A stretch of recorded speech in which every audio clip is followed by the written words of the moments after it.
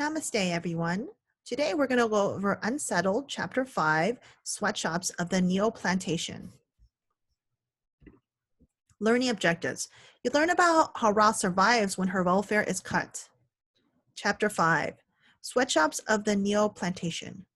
Southeast Asian Youth Leadership Project are fighting the welfare cut. In 1996, the welfare reform laws are cut. Welfare mothers are deemed, quote, welfare cheats. But Ra has a resistance strategy. She works off the books as a home-based garment worker.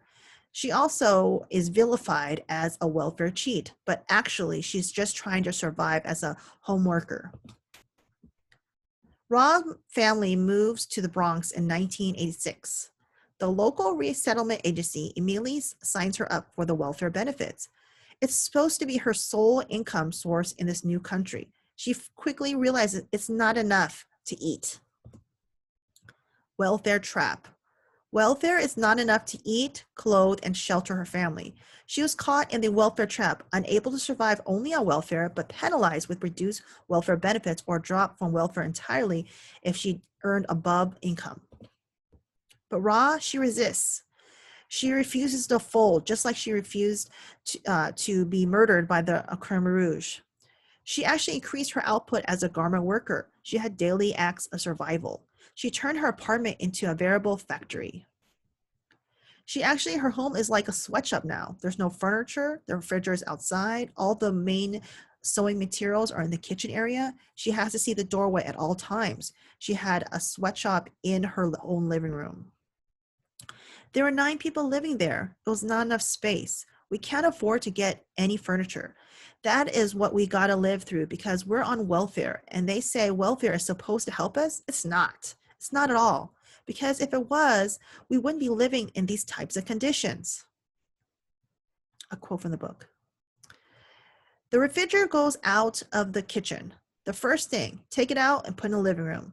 Now I put the sewing machine in the kitchen where the refrigerator used to be.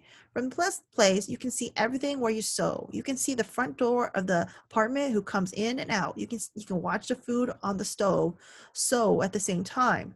The kitchen is where I work. The living room has no furniture, no sofa, no table, no chairs. I only have the refrigerator. The children sit on the floor and do bows. The baby can play around them. I wanted to see everything in front of me because I never knew how long I was going to be in one place. I don't put anything away because you have to take everything with you when you leave. That's an intergenerational and present trauma talking. Ra's words. I worked early in the morning till midnight. My husband worked too. 2 of us. We worked about 13 hours. We used the pliers, everything done by hand. In 13 hours, he made only 3 dozen. Maybe 36 or 40 belts. The middleman paid us $3 per dozen. So we made around $10 after 13 hours of work.